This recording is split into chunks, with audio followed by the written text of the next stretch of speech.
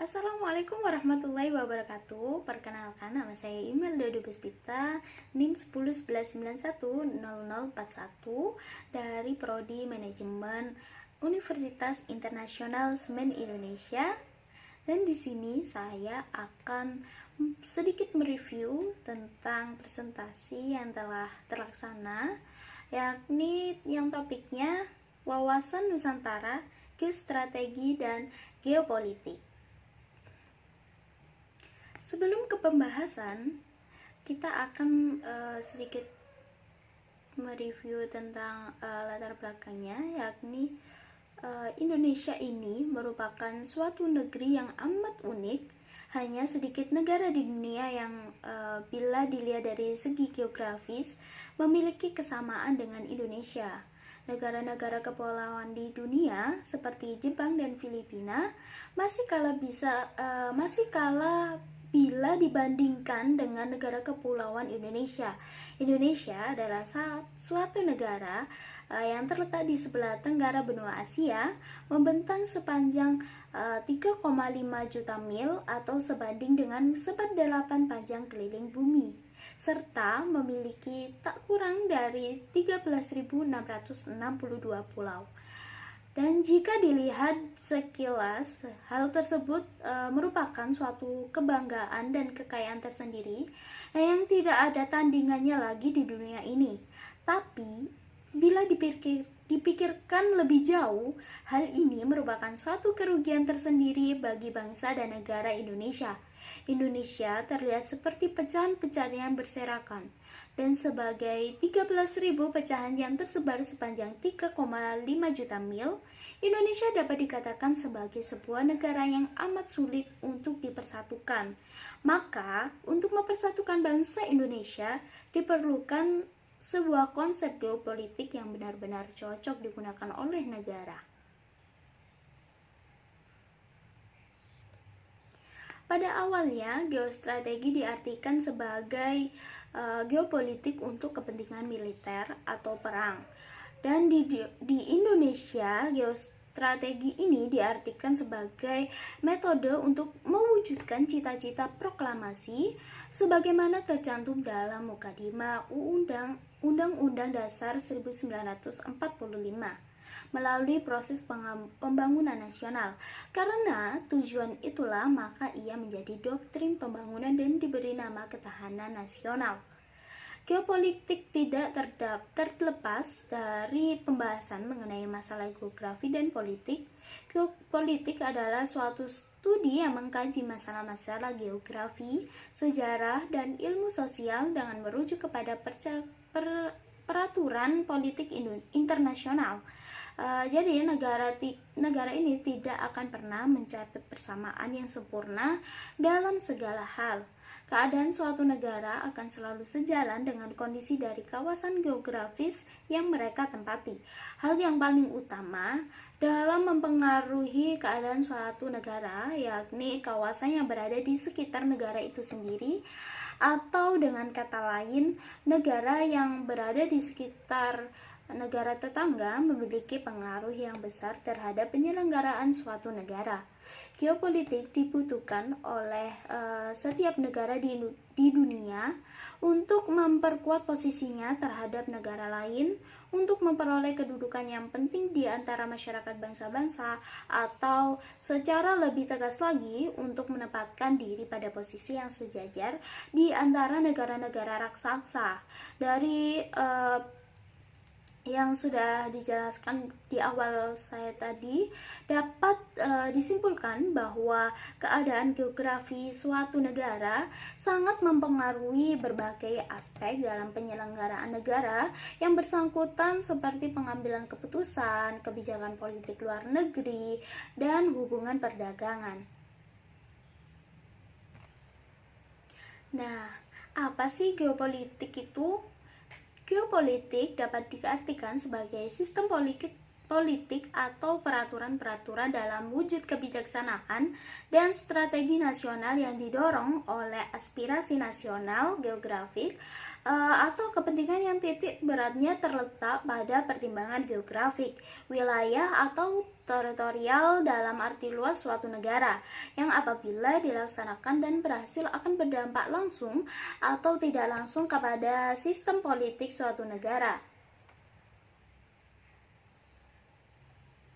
Sebaliknya, politik negara itu secara langsung akan berdampak langsung kepada geografi negara bersangkutan. Geopolitik bertumpu pada geografi sosial atau hukum geografis mengenai situasi, kondisi, atau konstelasi geografi dan segala sesuatu yang dianggap relevan dengan karakteristik geografi suatu negara. Sebagai negara kepulauan dan berbineka, Indonesia mempunyai kekuatan dan kelemahan, yakni kekuatannya terletak pada posisi dan keadaan geografi yang strategis dan kaya sumber daya alam, sementara kelemahannya terletak pada wujud kepulauan dan keanekaragaman masyarakat yang harus disatukan dalam satu bangsa dan satu tanah air, sebagaimana telah diperjuangkan oleh para pendiri negara ini. Dan dorongan kuat untuk mewujudkan persatuan dan kesatuan melalui Sumpah Pemuda 1928 dan berlanjut pada Proklamasi Kemerdekaan Indonesia 17 Agustus 1945. Dalam pelaksanaannya, Indonesia tidak bebas dari pengaruh interaksi dan interaksi dengan lingkungan sekitarnya, baik lingkungan regional maupun internasional tentunya. Oleh karena itu, wawasan Nusantara adalah geopolitik Indonesia. Hal ini dipahami berdasarkan pengertian bahwa dalam wawasan Nusantara terkandung konsepsi geopolitik Indonesia, yaitu unsur ruang, yakni kini berkembang tidak saja secara fisik geografis, melainkan dalam pengertian secara keseluruhan. Secara konsepsional, wawasan Nusantara atau Wasantara merupakan wawasan nasionalnya bangsa Indonesia. Perumusan wawasan nasional bangsa Indonesia yang selanjutnya disebut wawasan Nusantara itu merupakan salah satu konsepsi politik dalam ketatanegaraan Republik Indonesia. Sebagai wawasan nasional dari bangsa Indonesia, maka wilayah Indonesia yang terdiri dari daratan, laut, dan udara di atasnya dipandang sebagai ruang hidup yang satu atau kesatuan yang utuh, seperti itu. Wawasan Nusantara sebagai wawasan nasionalnya bangsa Indonesia dibangun atas pandangan geopolitik bangsa. Pandangan bangsa Indonesia didasarkan kepada konsultasi lingkungan tempat tinggalnya yang menghasilkan konsepsi wawasan Nusantara. Jadi, wawasan Nusantara merupakan penerapan dari teori geopolitik bangsa Indonesia itu sendiri. Jadi wawasan Nusantara adalah cara pandang bangsa Indonesia mengenai diri dan lingkungannya sebagai negara kepulauan dengan semua aspek kehidupan yang beragam, atau cara pandang dan sikap bangsa Indonesia mengenai diri dan lingkungannya dengan mengutamakan persatuan dan kesatuan bangsa serta kesatuan wilayah dalam penyelenggaraan kehidupan bermasyarakat, berbangsa, dan bernegara. Dan kedudukan wawasan Nusantara yakni adalah sebagai visi bangsa. Jadi visi bangsa ini adalah keadaan atau rumusan umum mengenai keadaan yang diinginkan.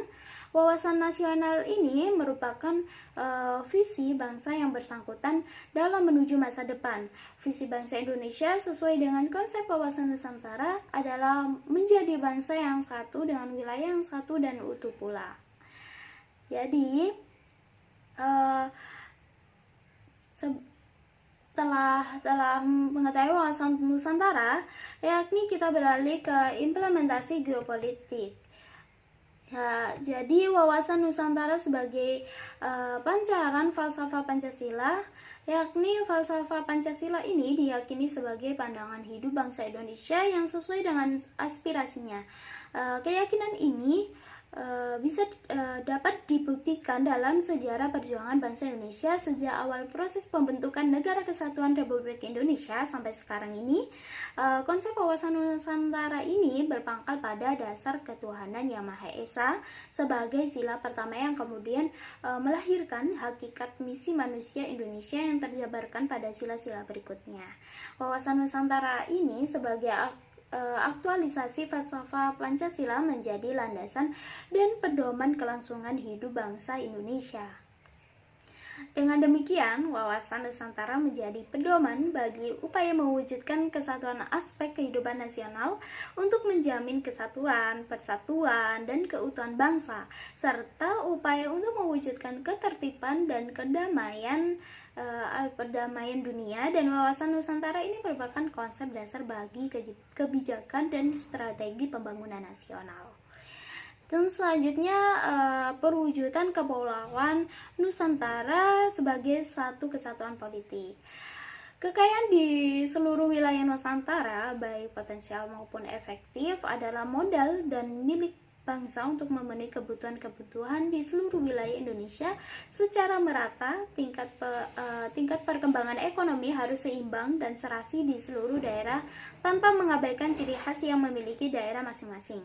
Dan serta kehidupan perekonomian di seluruh Indonesia diselenggarakan sebagai usaha bersama dan asas kekeluargaan dalam sistem ekonomi kerakyatan untuk sebesar-besar kemakmuran rakyat. Penerapan geopolitik wawasan Nusantara, yakni salah satu manfaat paling nyata dari penerapan wawasan Nusantara, khususnya di bidang wilayah, adalah diterimanya konsepsi Nusantara di forum internasional, sehingga terjaminlah integritas wilayah teritorial Indonesia. Laut Indonesia yang semula dianggap bebas menjadi bagian integral dari wilayah Indonesia.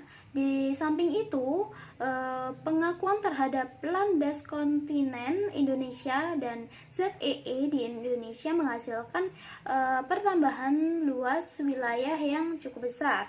Pertambahan luas wilayah itu sebagai ruang hidup tersebut menghasilkan sumber daya alam yang cukup besar untuk kesejahteraan bangsa Indonesia.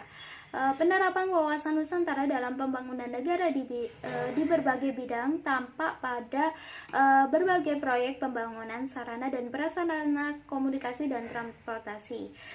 Penerapan di bidang sosial budaya terlihat pada kebijakan untuk menjadikan bangsa Indonesia yang Bhinneka Tunggal Ika tetap merasa sebangsa dan setanah air, senasib, sepenanggungan dengan asas Pancasila. Penerapan wawasan Nusantara di bidang pertahanan keamanan terlihat pada kesiapan dan kewaspadaan seluruh rakyat melalui sistem pertahanan keamanan rakyat semesta untuk menghadapi berbagai ancaman bangsa dan negara. Lalu lanjut, apa sih geostrategi itu? Jadi geostrategi ini merupakan strategi dalam memanfaatkan konstelasi geografi negara untuk menentukan kebijakan, tujuan, serta sarana-sarana untuk mencapai tujuan nasional. Geostrategi dapat pula dikatakan sebagai pemanfaatan kondisi lingkungan dalam upaya mewujudkan tujuan politik. Jadi, suatu strategi yang memanfaatkan kondisi geografi negara dalam menentukan kebijakan, tujuan, sarana untuk mencapai tujuan nasional atau pemanfaatan kondisi lingkungan dalam mewujudkan tujuan politik.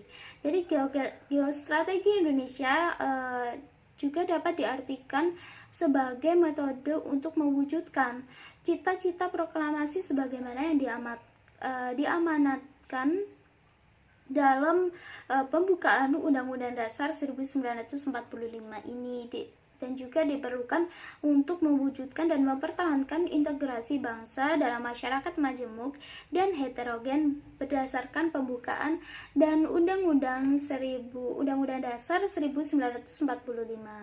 Jadi pada awalnya geostrategi diartikan sebagai metode untuk mewujudkan cita-cita proklamasi sebagaimana tercantum dalam mukadimah Undang-Undang Dasar 1945 melalui proses dengan melalui proses pembangunan nasional.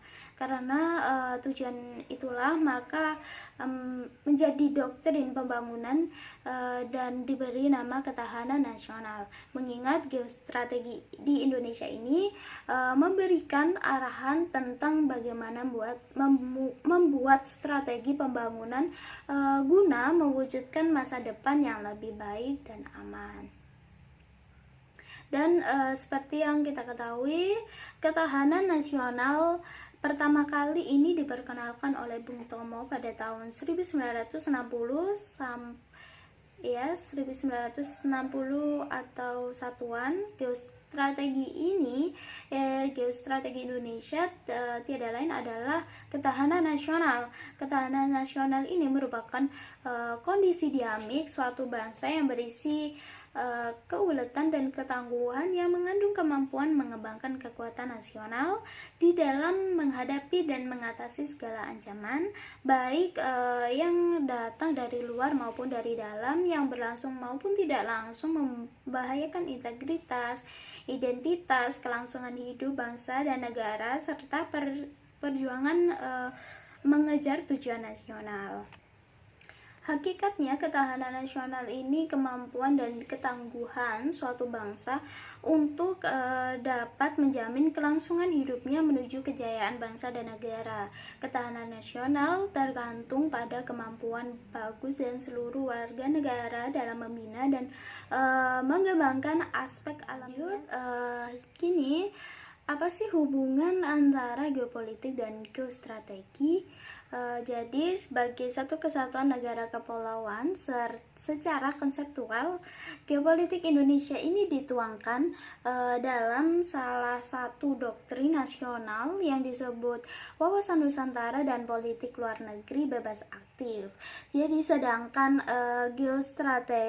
geostrategi Indonesia diwujudkan melalui konsep ketahanan nasional yang bertumbuh pada perwujudan kesatuan ideologi, politik, ekonomi, sosial budaya, dan pertahanan keamanan. Nah, apa sih dampak positif geopolitik dan geostrategi? Yakni yang pertama, meningkatnya infrastruktur di berbagai daerah karena banyak wisatawan yang berkunjung. Selain itu, terbukanya pasar internasional meningkatkan kesempatan kerja dan meningkatkan devisa negara. Dengan adanya hal tersebut akan meningkatkan kehidupan ekonomi bangsa yang menunjang kehidupan nasional bangsa. Dan selanjutnya yakni menguatnya pembuatan peraturan perundang-undangan yang memihak dan bermanfaat untuk kepentingan rakyat banyak. Dan selanjutnya yakni Indonesia akan kaya kebudayaannya. Lalu kekayaan laut Indonesia dengan sumber dayanya. Dan selanjutnya yakni terjadinya ekspor dan impor, terbitnya hubungan internasional yang baik, serta melimpahnya sumber daya alam di Indonesia. Jadi kesimpulannya, geostrategi Indonesia ini memberi arahan bagaimana sih merancang strategi pembangunan dalam rangka mewujudkan masa depan yang lebih baik, aman, dan sejahtera yang berdasarkan pembangunan Undang-Undang Dasar 1945. Jadi kalau bisa saran sih, konsep geopolitik ini hendaknya itu terus diterapkan dan dikembangkan agar dapat mencapai tujuan wawasan Nusantara yang telah ditetapkan, yakni seperti mewujudkan kesejahteraan, ketentraman, dan keamanan bagi bangsa Indonesia. Dengan demikian ikut serta juga dalam membina kebahagiaan dan perdamaian bagi seluruh umat manusia di dunia. Jadi hanya gitu review kali ini. Terima kasih yang telah mendengarkan hingga akhir. Wassalamualaikum warahmatullahi wabarakatuh. Ya.